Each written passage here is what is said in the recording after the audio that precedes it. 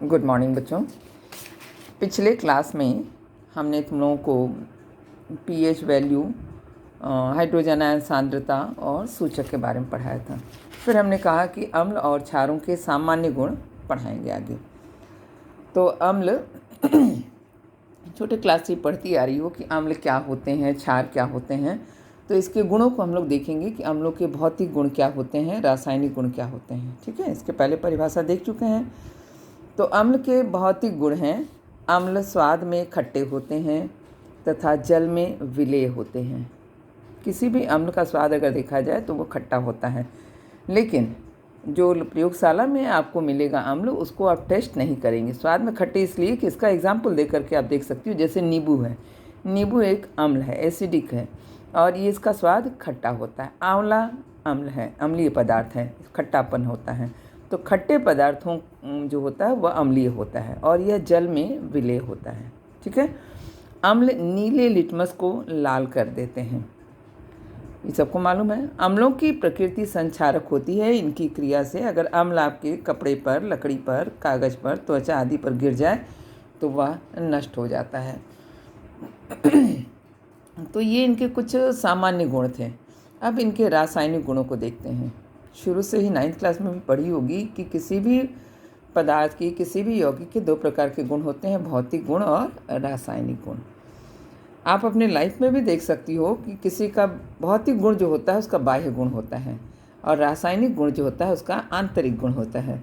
यानी पदार्थ में भी ठीक उसी तरह से होता है। जो भौतिक गुण होता है वह दिखाई देता है, और जब उन पदार्थों के अणुओं के मध्य क्रिया होती है तो उसको रासायनिक गुण कहते हैं।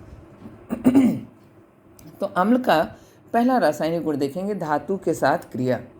अम्ल क्रियाशील या सक्रिय धातुओं से क्रिया करके हाइड्रोजन गैस मुक्त करता है। पहला गुण इसका क्या है? अम्ल धातुओं के साथ क्रिया करके हाइड्रोजन गैस निकालता है या विस्थापित करता है। जैसे जिंक प्लस सल्फ्यूरिक अम्ल, जिंक प्लस सल्फ्यूरिक अम्ल। जब भी लिखना उसके नीचे रासायनिक नाम जरूर लिखना, सूत्र के नीचे नाम, क्योंकि ये याद हो जाएगा फॉर्मूला।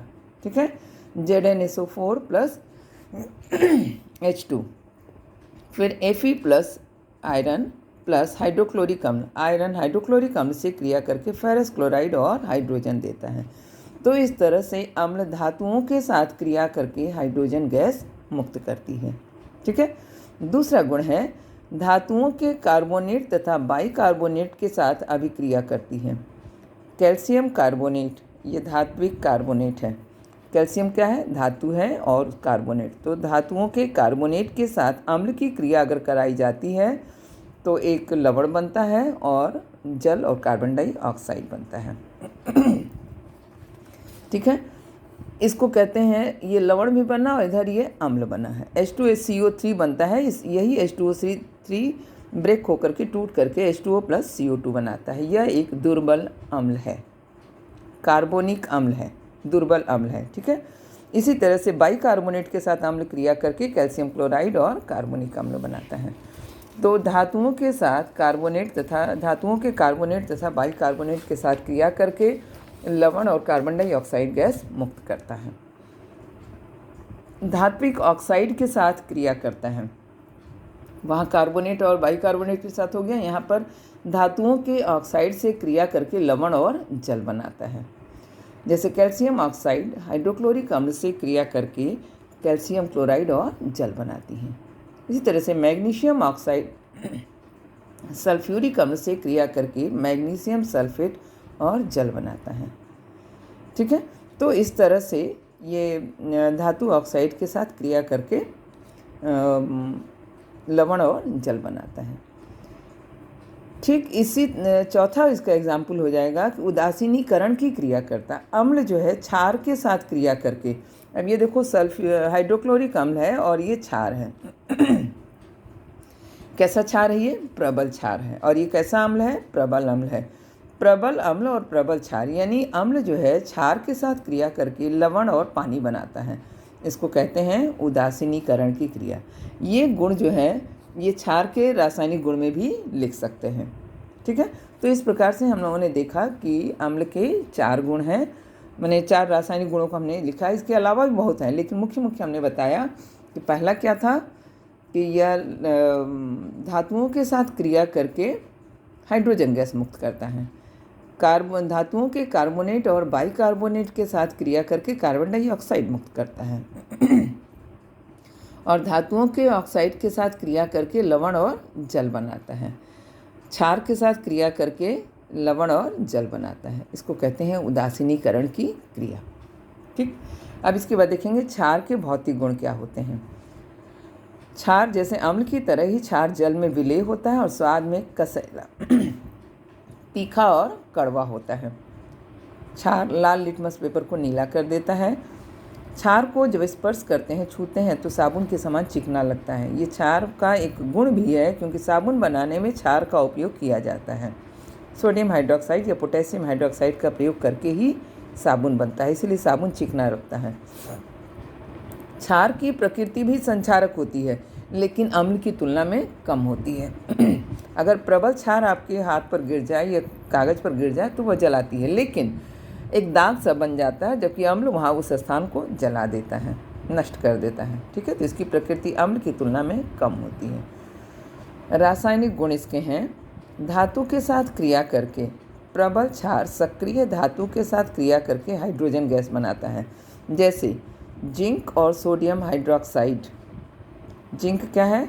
धातु है।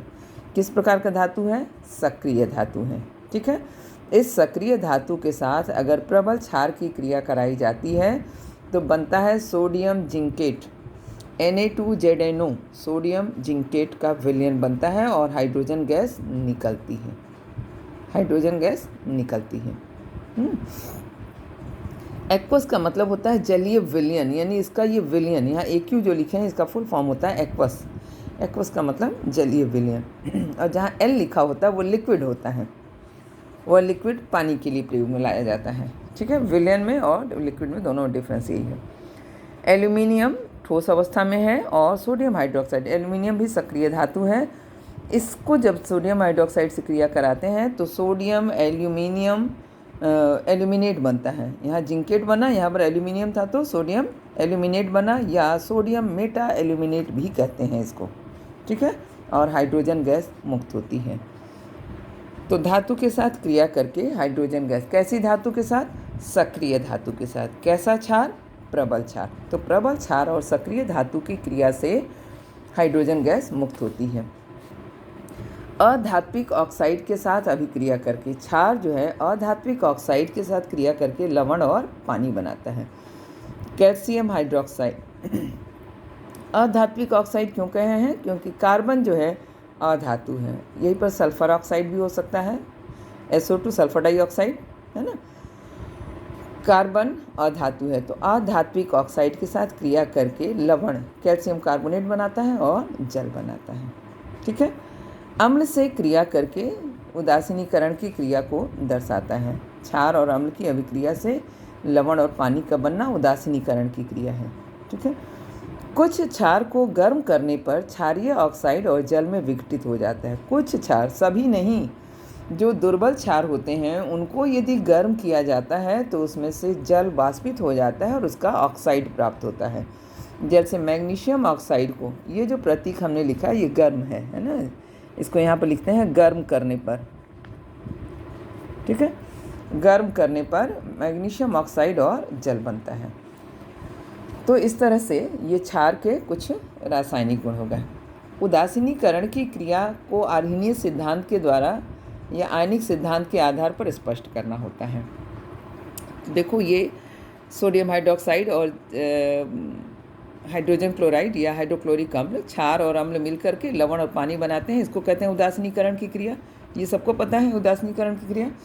अब ये होता कैसे है? आयनिक सिद्धांत के अनुसार HCl अपने आयनों में टूटता है। जैसे ही इसका जलीय विलयन होता है ये अपने आयन में टूट जाता है, H+ आयन और Cl-। NaOH भी वैसे ही टूट जाता है, Na+ और OH आयन। अब क्या होगा कि यह धनायन इस ऋणायन के साथ मिलेगा, H+ और OH मिलकर के H2O बना, और यह धनायन और यह ऋणायन मिलकर के Na++ क्योंकि दो विपरीत आवेशों में ही जुड़ाव होगा, तो Na+ और Cl- से NaCl, तो बना क्या? H2O और NaCl, यही H2O और NaCl। आयनिक सिद्धांत के आधार पर इसको इसी के द्वारा स्पष्ट किया जाता है। ठीक है, तो इस तरह से हम लोग अम्ल और क्षार के रासायनिक गुणों को देखें। अगले क्लास में हम लोग इसके आगे देखेंगे कुछ लवण हैं, उदासीनीकरण उष्मा क्या है और लवण और लवणों का वर्गीकरण क्या है, ये अगले क्लास में देखेंगे हम लोग। ठीक है, मैं इस रासायनिक गुणों का फ़ोटो ही खींच करके दे रही हूँ, आप अपनी बुक से और इससे दोनों से देख करके कंप्लीट करोगे। ठीक।